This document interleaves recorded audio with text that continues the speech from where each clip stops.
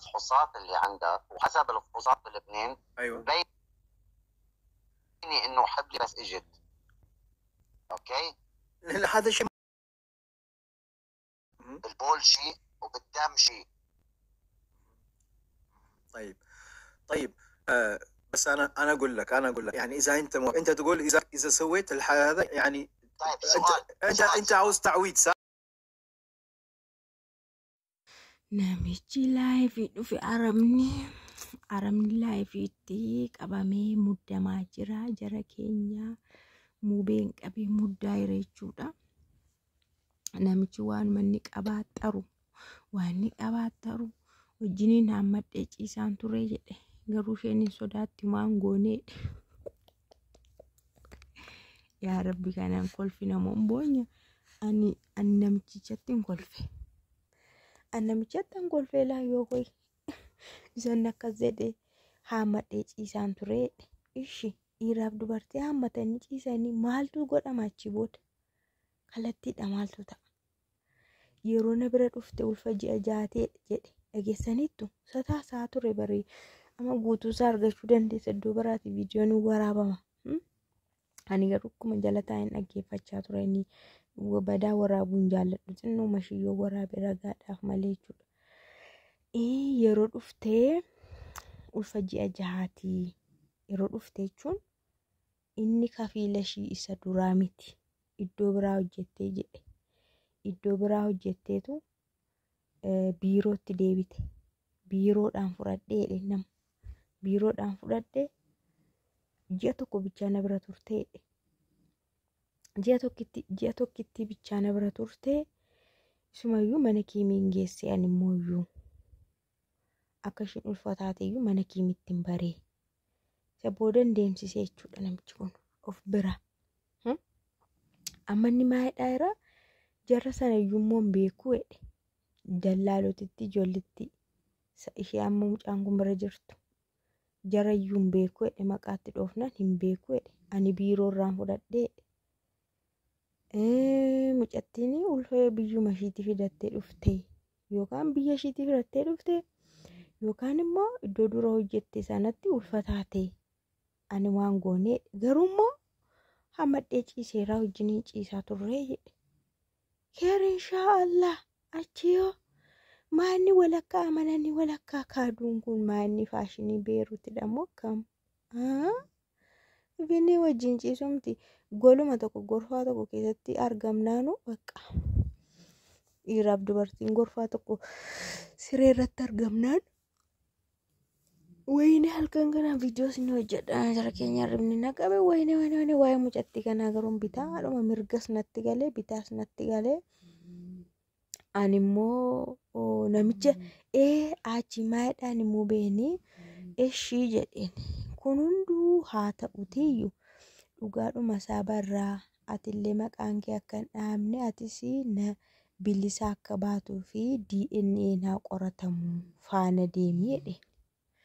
Mucattii faana deemii birriin ishiiyyuu 100 taatu birrii xinnoodha jedheen balamayyuu hin taatu.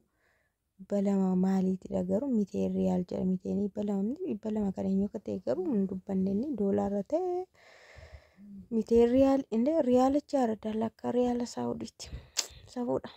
Naa 200 hin caaltuu DNA haa marammaramuu jedheen hin dide qixxim godhee dide.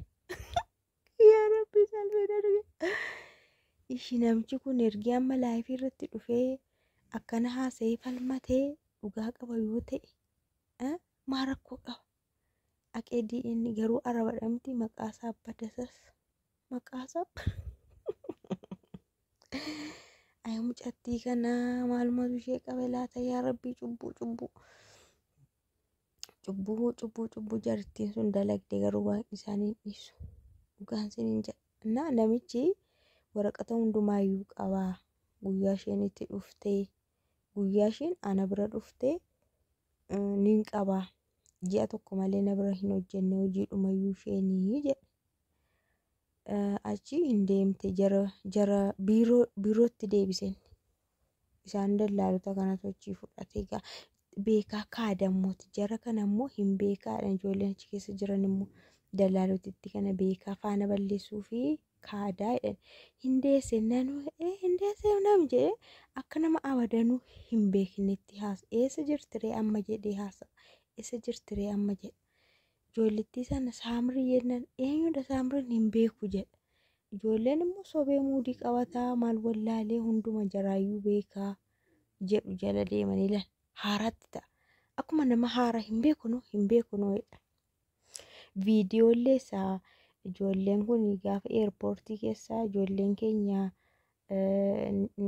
saafarsiistu jedhanii fuuldura goranii poolisiin qabee hambisee mucaanii achumaan galgala sana deesse. Viidiyoo sanatti himnaanu anomaan agarreedhe. Yoomiidhe yoom akkas ta'eedhe anoon beekuudhe hin agarre viidiyooyyuu jedhe. Gaansiin jedha. Na garuu namticha qabaniiru. Ijoolleen qaban maal gochuu danda'u garuu ammas akkuma gochuu hin danda'ani. Amma furmaanni mucattiitu inni itti musiibaa sana biraa baate mucaan sun yeroo sana waan hundumaa gochuu hin danda'amu. Amma danda'amu isheen utuu DNA naa maramaramuu gadi baati jedhan iyyuu ishiin jettu. Kutamtee baati malee inni itti musiibaan dallaalittiin ishiin jettu. DNA maramaramnaan qaxxedhamee mucaan kan isaa ta'a waan ta'eef. Kan namtichaa ta'a waan ta'eef ishiin jettu. Maaliif falmatu ofirra deemanii asii guruppii baasanii asiin dhaqnee dubbisneerra dhaqnee maal taaneerra asiinoo intalooni durumayyuu dallaalaa isa biyya eessaatu tikkeetti namaa kutee biyya nama gashaa ijoollee keenya. Holmaa hamma kana ga'u eenyutu namaa oola. Ibin dallaalaan tikkeetti sii kutuu miti. Silkii sirraa kaasti gaafa hojii si ergite ani narra kadheettu. Silkii sirraa kaasti. Hin beeknu ijoolleen akkatti dhiiga bu'aa bahan achi tikkeetti jechuun na rakkatanii mana achi nama baasu biiroodha. Biirootti deemanii biiroodha mana sana itti deebisamaa ture ijoollee. Namni tikkeetti isaanii kutu eenyu tikkeetti isaanii godhu dallaalaan ofishii zanaa jettee tikkeetti kuttee laayifii miti maqaansaa salfii of waraabaa intalas waraabaa zinnitti godhaa gara Itoophiyaa ergiti. Maal ulfa biyyaa mucattiin immoo ulfa fidattee dhufte. Maal intalaa ilma obboleessa ishiitu ulfeessee erge moo mucaa abbaa ishiiti obboleettii ishiiti. Haree birree tikkeetti kuttee kan ergitu hin fakkaataa jara keenya. Namni keenya biyya namaatti akkanuma tikkeetti walii kukutataan ijoolleen keenya maaliif qilee bu'anii dhumaa bahaniire maatumamu biirootti. Erebees maam sobuma isa qulluc jedhee akkanatti ni mul'atu nu sobdee nurra deemti barniitittiin nurra deemte mucattiirras irra deemte. Mucaa duudaa dhugaansiin jedha baay'ee nama gaddisiisti. Mucattiin immoo otoo jalaa didde. Otuma zimmifaa jette bakka akka barbaadan godhaanii hin dubbadhu naasa'u utoo jette homaa isheen godhan bakka. Maal ishii godhu kana caala maal godhusi birriitti nyaatanii mucaa xinnoo mucaa baachisanii. Ani hin beeku garuu dhugaa haati ishii sun baay'ee hamileen ishii cabeera.